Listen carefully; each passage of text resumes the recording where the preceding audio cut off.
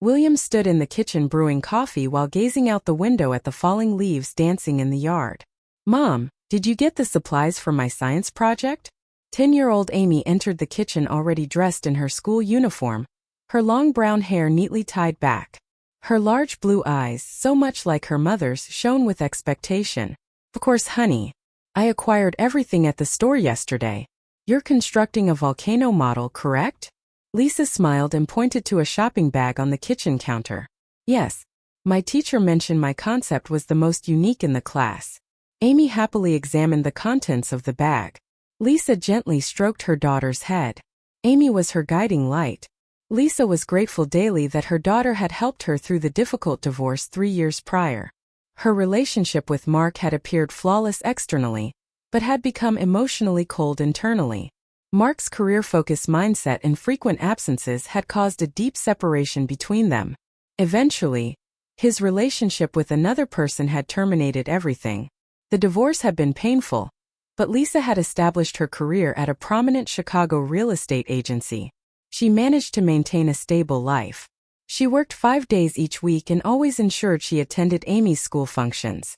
"I'm excited that Grandma and Grandpa are visiting us this weekend," Amy stated. Lisa nodded, sensing a mild unease. Her parents, Robert and Carol, lived in suburban Oak Park and occasionally supervised Amy. Robert had once been a partner at a well-known architectural firm. Carol had functioned as the chairperson of the local arts association. "Yes, that will be pleasant," Lisa responded plainly. Her connection with her parents was complex. Throughout Lisa's childhood, they were always preoccupied with their professions and social commitments, prioritizing their daughter second. It was common for them to miss school events, and she was frequently placed at relatives' homes during summer breaks. As a teenager, Lisa attempted everything to gain her parents' attention, but neither academic excellence nor achievements in extracurriculars genuinely moved them. Still, since Amy's birth, she had attempted to repair the relationship. Perhaps the presence of a granddaughter had changed her parents. Or maybe with advancing age they seemed to appreciate time with family more. "Mom, what is the length of your Boston trip?" Amy inquired, spooning up her cereal. 3 full days. "But I will be back so we can spend the weekend together," Lisa answered. "Grandma and Grandpa will stay here and look after you, so do not worry." "Yes, Grandma promised to bake cookies with me." Lisa smiled, although she felt hesitant internally. The conference in Boston could be a major advancement in her career. If the agreement discussions with the large real estate investment corporation succeeded, a promotion could be within reach. "I'll prepare a unique dinner for you. I'll put it in the fridge and Grandma can heat it up," Lisa said. "Pizza, pasta." Amy's eyes sparkled. "Yes, I will prepare your favorite pizza pasta." That evening, while getting ready for her trip, Lisa wrote comprehensive guidelines for her parents. She listed Amy's daily routine, emergency contacts, and school pickup and drop-off instructions, all with great precision. She planned to create 3 copies and place them on the refrigerator, the living room table, and the guest room's bedside table. The phone rang and Lisa answered without delay. It was her mother, Carol. "We will arrive in the late afternoon tomorrow, Lisa." Carol's voice sounded joyful. "I have purchased a gift for Amy." "Thank you, Mom. But she does not require numerous toys," Lisa said gently. "Well, pampering grandchildren is a privilege for grandparents," Carol chuckled. "Do not worry, we will take great care of Amy. You concentrate on your professional responsibilities. Do not forget to bring your usual necessary medications, both for you and Dad," Lisa added. "And please remember about Amy's known allergies." "Of course. You must trust us." After ending the call, Lisa took a deep breath. They are mature adults. Everything will be fine, she assured herself. With age, there should be greater responsibility. Furthermore, they genuinely seemed to adore Amy. She glanced out the study window. Across the street, neighborhood children were playing in mounds of fallen leaves. Their laughter carried on the breeze. As Lisa organized documents into her bag, she reassured herself once more. It will be fine. I am being overly concerned. Still, a persistent worry lingered in the back of her mind. But she chose to disregard it. She needed to focus on the vital negotiations beginning tomorrow. Amy would certainly have a pleasant time with her grandparents. Surely nothing would go wrong. After dinner, Lisa embraced Amy. Ensure you listen to Grandma and Grandpa while I am away. I know, Mom, Amy answered with a smile. Return soon. Of course, Lisa promised. I will be back promptly. The meeting room in the Boston hotel offered stunning perspectives of the harbor through its tall windows. Lisa sat at the edge of the table, concentrating on her real estate investment proposal presentation. The success of this endeavor could mean a significant advancement in her career. However, her cell phone set to silent mode vibrated in her pocket, distracting her attention. Glancing at the screen, she saw it was a call from Amy. She frowned. Amy should be attending school right now. Excuse me, will we be taking a short break after this segment? Lisa quietly asked her nearby colleague. Approximately 15 minutes more, he responded. Lisa tried to remain focused on the discussion, but her motherly intuition indicated something was amiss. Her cell phone vibrated again, twice in quick succession. Her worry intensified. As soon as the meeting paused for a brief recess, Lisa moved into the hallway and returned the call. Amy answered immediately. Mom. The young voice was trembling. Amy, what is the matter? Are you not supposed to be in school? Lisa asked anxiously. Mom, I cannot enter the house. Grandma and Grandpa took the house keys with them, Amy said tearfully. Lisa felt a sudden shock. What do you mean? Where are your grandparents? I do not know. When I awoke, there was a message in the kitchen. Amy's voice was faltering. I attempted to go to school, but my backpack was inside. When I stepped outside, the door automatically closed. Lisa felt disoriented. Chicago in October was cold. Her daughter was locked outside. Where are you currently? On the front porch. It is cold, Mom. It is all right, Amy. Maintain your composure. What did the message say? Do you recall? Grandma and Grandpa wrote that they were leaving to meet friends. The message said they would return tonight. Amy sniffled. Lisa took a deep breath, striving to remain calm. I understand. I will contact your grandparents immediately, so please wait right there. If you feel too cold, could you go to the Murphys' residence? The Murphys were neighbors who knew Amy well. But I cannot reach the doorbell at the Murphys. It is too high for me. Then wait there.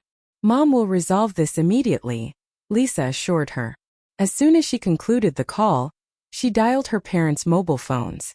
1 sound, 2 sounds, 3 sounds. Lisa's anxiety escalated. On the 6th sound, her mother finally responded. Hello. Carol's voice was cheerful with background sounds of laughter and music. Mom, are you aware of the situation with Amy?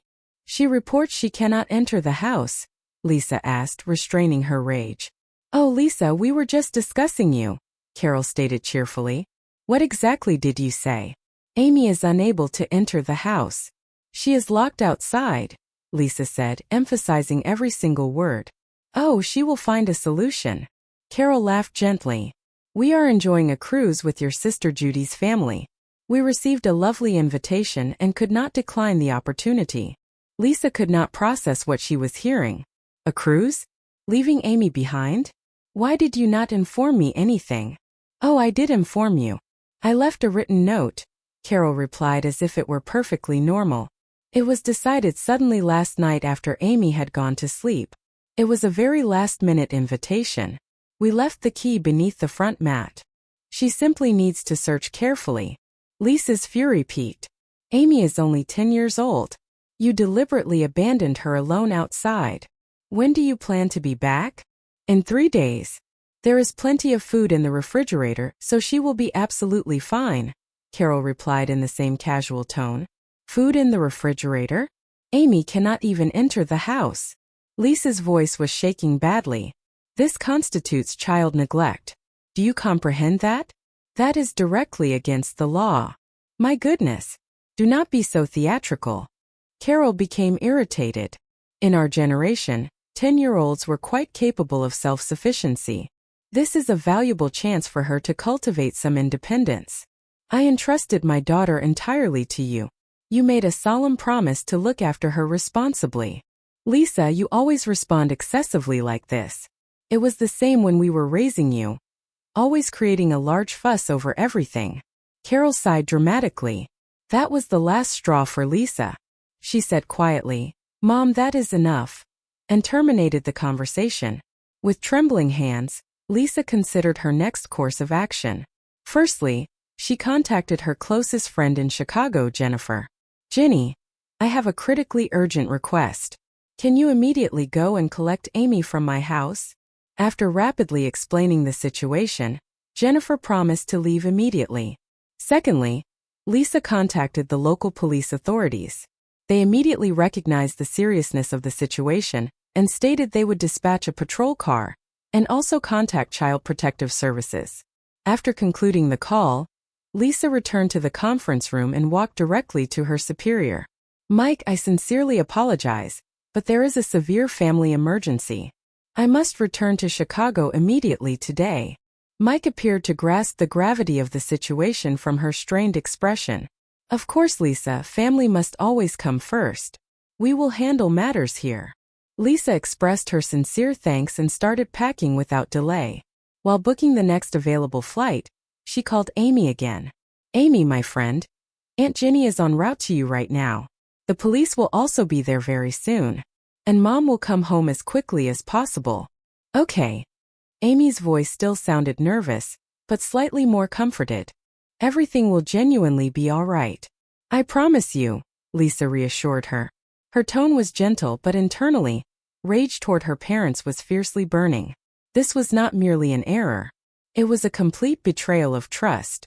And Lisa was utterly determined never to permit anything similar to occur again. She entered a waiting taxi and headed toward the airport. Lisa arrived home just after the early evening. The autumn sky was already fully dark. Streetlights cast extended shadows onto the houses.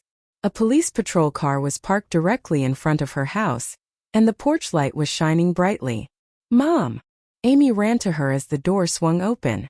Lisa held her daughter tightly. "Are you truly okay? You must have been terrified." Amy nodded, hiding her face in her mother's chest. "Yes, but Aunt Jenny arrived quickly, and the police officers were here too." In the main living room stood Jennifer, 2 uniformed police officers, and a middle-aged woman wearing a formal name tag. The woman stood up and offered her hand to Lisa. "I am Ms. Martinez from Child Protective Services, CPS," she stated with a calm but highly professional demeanor. "Your daughter is secure, but I would appreciate hearing more complete details about the whole situation." Lisa sent Jennifer a deeply grateful expression and sat on the sofa, her arms securely around Amy's shoulders. "I took the first immediate flight back. I had carefully left Amy in the care of my parents, but it seems they left abruptly on a cruise trip without providing any notice." The young officer who introduced himself as Officer Peterson asked, "How long had you originally planned to leave your daughter with her grandparents?" "For the entire duration of my business trip. From today until Friday," Lisa answered. "I provided comprehensive written instructions for my parents and confirmed all details multiple times." "Have you managed to contact Mr. and Mrs. Johnson?" Ms. Martinez inquired. "I spoke briefly with my mother. I believe my father is also participating in the cruise. She mentioned they intend to return in 3 days." Lisa's voice conveyed her deep anger. "This is unambiguously child abandonment," Ms. Martinez confirmed with a severe expression. "Something dreadful could have easily happened to your child. To lock a 10-year-old child outside in cold October in Chicago is absolutely unconscionable." Amy was curled up closely beside Lisa. Lisa gently stroked her daughter's hair and said, "Amy, would you mind going to the kitchen with Aunt Jenny and preparing some warm hot chocolate?" Once Amy had left for the kitchen with Jennifer, Lisa sighed heavily. "My parents have consistently prioritized their personal convenience above all else. I endured similar experiences during my own childhood, but I genuinely never imagined they would inflict something like this upon Amy." "Do you possess any detailed information regarding the cruise ship?" the other officer asked. "All my mother stated was that they were with my sister Judy's family. Judy resides in Miami, Florida, so they likely departed from that location." The police officer nodded while making careful notes. "We will contact the specific cruise line company and officially notify them of this emergency. Legal proceedings will need to be seriously considered." Ms. Martinez produced several documents and stated, "Ms. Williams, we must file an official report documenting child abandonment." We are also actively considering issuing a temporary protection order to fully guarantee your child's immediate safety. A protection order? Lisa was genuinely astonished. Yes, it would be advisable not to permit your child's grandparents to have any immediate contact upon their return. We are obligated to follow legal procedures to thoroughly evaluate whether they are suitable and responsible supervisors. Lisa held her head in her hands. She had not anticipated the situation escalating to this extreme level of seriousness. However, Amy's well-being and security were her absolute top priority. I fully understand. I will comply with whatever measures are required to protect Amy. Late that evening, after Amy had been tucked into bed, Lisa sat alone in the living room contemplating her plans for the next day. She needed to formally request emergency extended leave from her job for several days.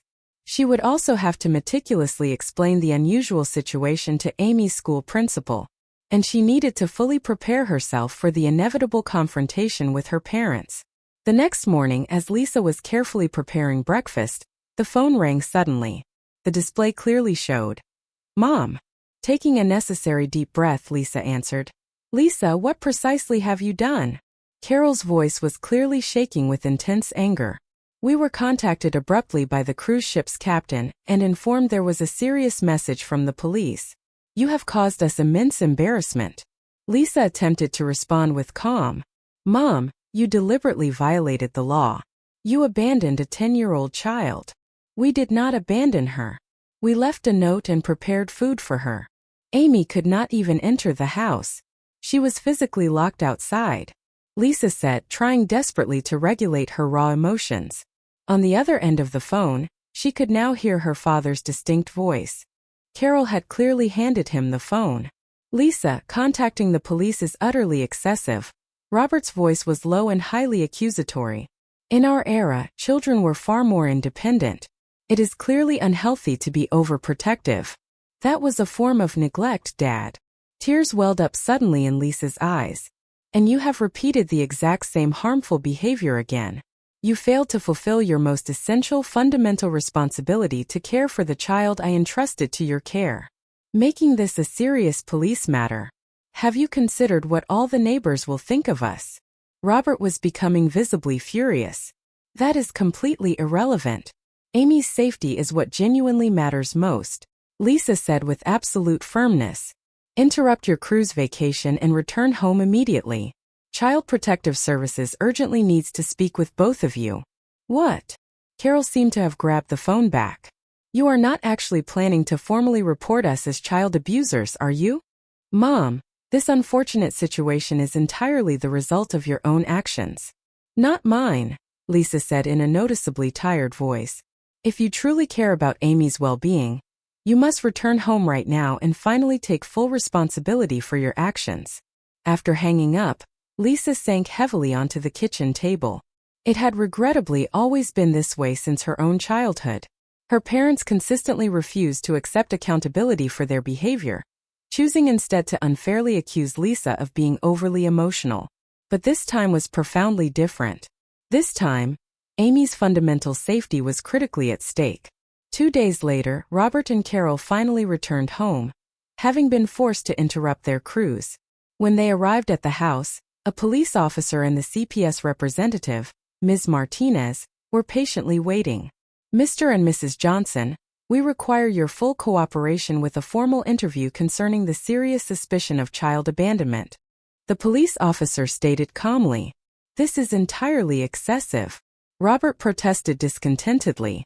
"It is merely a misunderstanding." "This is not a misunderstanding," Ms. Martinez stated firmly. "Leaving a 10-year-old child without appropriate, responsible supervision is explicitly prohibited by Illinois state law." Lisa had left Amy at Jennifer's house and was waiting in a separate room during her parents' interview session. Following the formal interview, her parents were temporarily taken into custody on serious charges of child abandonment. Local news outlets quickly picked up the shocking story with alarming headlines such as, "Grandparents abandon granddaughter for cruise vacation." At the preliminary court hearing the next day, the court granted them conditional release but immediately issued a restraining order preventing any contact with Amy. Lisa's parents were formally ordered to perform community service hours, and attend mandatory parenting education classes. After exiting the courthouse, Lisa exchanged only a few brief words with her parents. How did the situation ever escalate to this? Carol said tearfully and bewilderedly. We only wanted to enjoy a nice time. Being a parent is not merely about having fun and convenience. It comes with grave responsibilities, Lisa said quietly but clearly. I will do absolutely anything to fully protect Amy, even if that regrettably means protecting her from both of you. Robert stood completely silent, but for the very first time, his face showed faint signs of genuine regret. CPS continued its deeper investigations, also carefully reviewing records from Lisa's childhood. Old school absence records and testimonies from past neighbors concerning Lisa often being left alone at home came to light. It was becoming disturbingly clear that there had been similar historical signs of neglect in the past. During a subsequent meeting with Lisa, Ms. Martinez noted, "We are uncovering evidence that this pattern of behavior is not an isolated, one-time occurrence. Your parents' behavior appears to be a systemic, long-term issue." Lisa nodded slowly. For a very long time, I wrongly thought that was simply normal. But I desperately want Amy to experience a different life. What are your specific thoughts regarding the relationship moving forward from here? Lisa paused for a crucial moment before finally answering. Amy's safety and emotional health is the absolute top priority. I want my parents to undergo professional counseling, and I intend to strictly limit their contact with Amy until I am genuinely convinced that they have truly changed. Ms. Martinez supported Lisa's firm decision and proposed a realistic plan for family reunification efforts.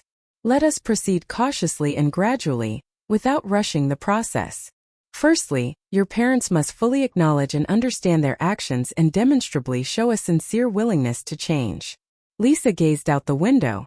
She could clearly see a family walking happily down the street below.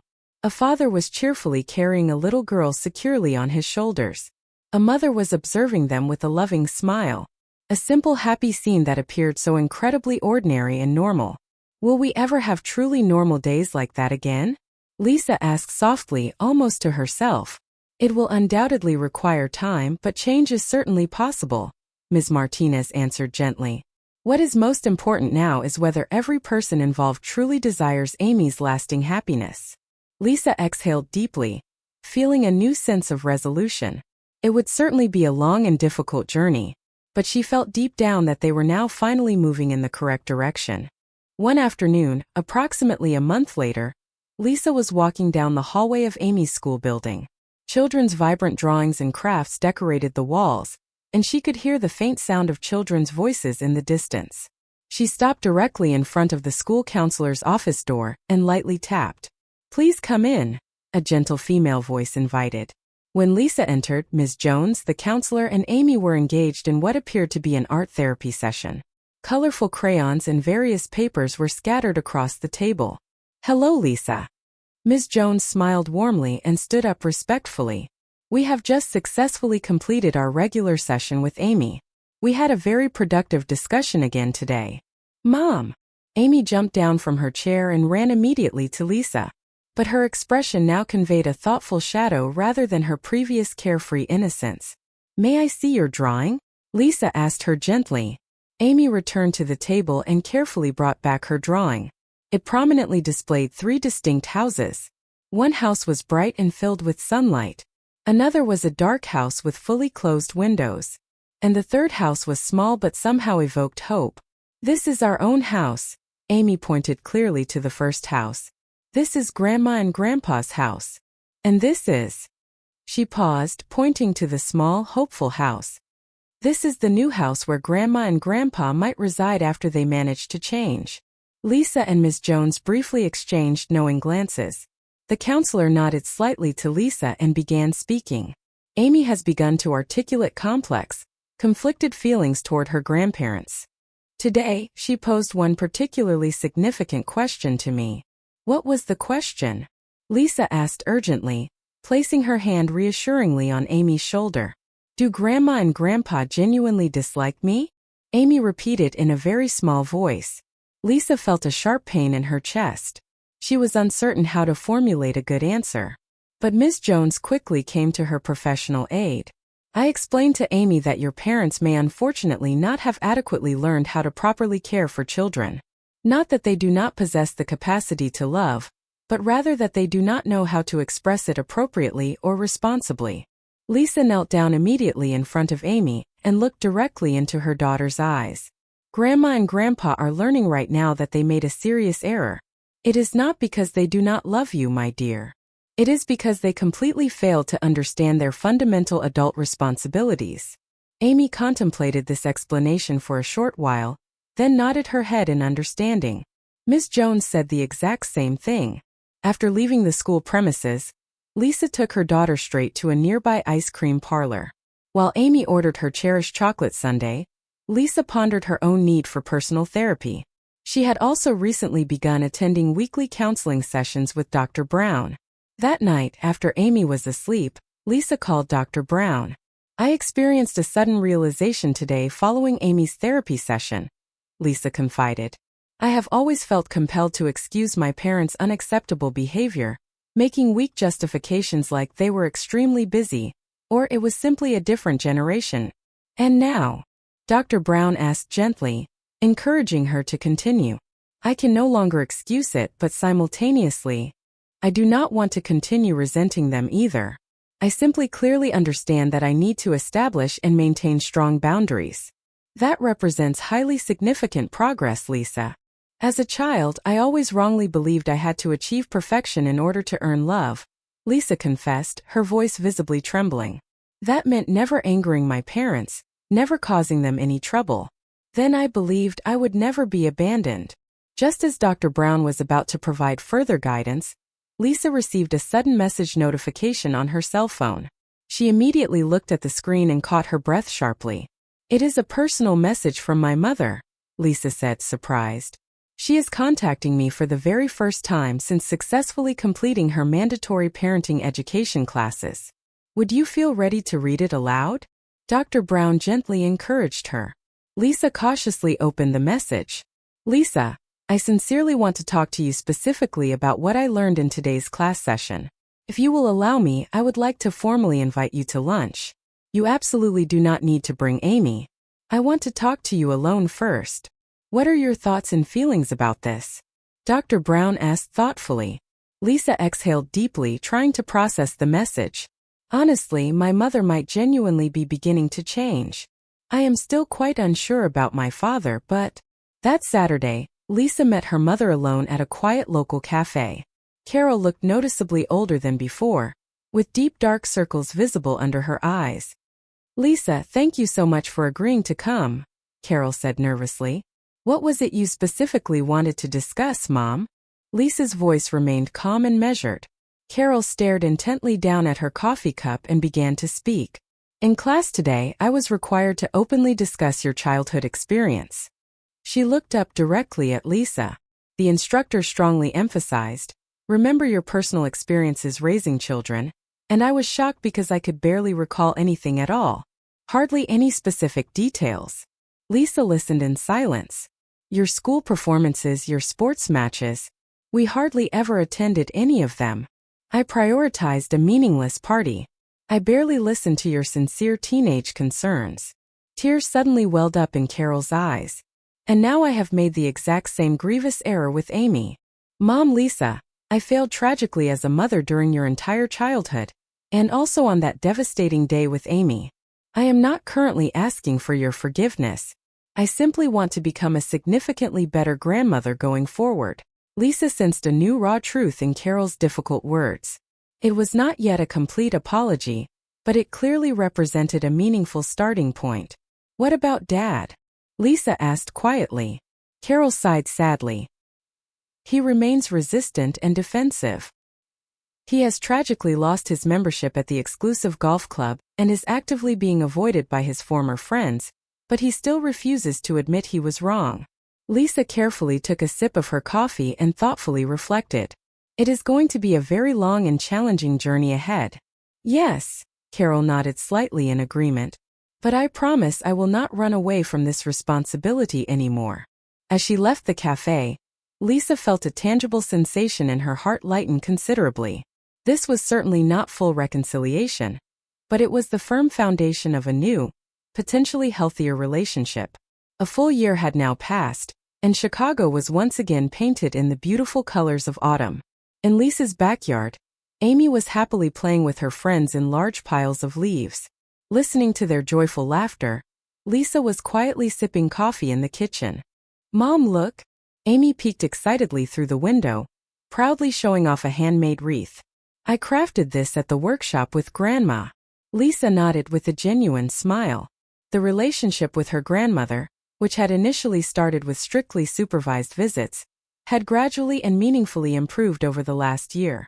Carol was now permitted to take Amy to a local craft workshop once per week. That evening, after Amy had been tucked into bed, Lisa sat alone on the porch and looked up at the vast starry sky. Over the preceding year, she had fundamentally reevaluated her crucial balance between work and active parenting. There had been several opportunities for significant promotion at her firm, but she had consciously prioritized spending quality time with Amy and had chosen a more flexible work schedule arrangement. "Mom, I was genuinely scared that day," Amy had finally confessed in last week's therapy session. "But I was so happy that you came to help right away. You were a real hero back then, Mom." Those profoundly important words were permanently etched into Lisa's heart. As a child herself, she had tragically never had parents who would fully respond when she needed help. But Amy was different now. She knew deep down she had a devoted mother who would always come running when truly needed. Carol's noticeable change was recognized by everyone in the immediate family. After successfully graduating from the parenting education class, she voluntarily continued with professional counseling and began to take her role as a loving grandmother much more seriously.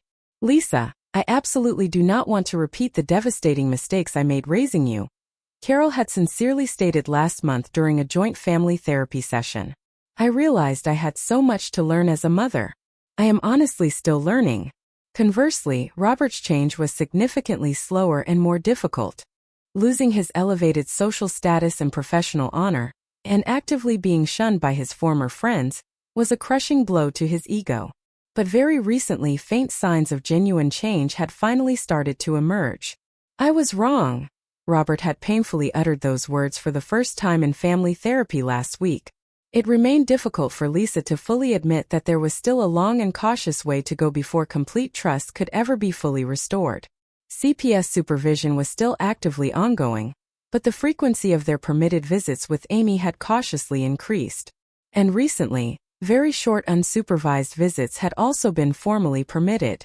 Lisa's cell phone rang with an incoming message. It was from Dr. Brown. "Are you prepared for tomorrow's therapy session? We are planning to discuss the crucial topic of family boundaries." As Lisa typed her thoughtful reply, she reflected internally. "We are certainly not a perfect family, and we never will be. But with complete honesty and clearly defined boundaries, I am fully committed to building a healthier relationship." Amy's emotional wounds were healing slowly but surely. However, she had understandably become a child who did not immediately trust people's casual words, and who checked promises multiple times for confirmation. That remained one of the lingering, visible scars. Looking up at the beautiful moon floating silently in Chicago's night sky, Lisa exhaled deeply, feeling a new sense of quiet strength. The past is unchangeable, but the future is actively shaped by the difficult choices made every single day. She finally stood up and walked back inside the warm house. Peeking gently into Amy's room, she saw her daughter's peaceful, restful sleeping face. "All we can truly do is learn thoroughly from the past and diligently work to build a much better future," Lisa whispered softly to herself. And she had already successfully begun that vital journey.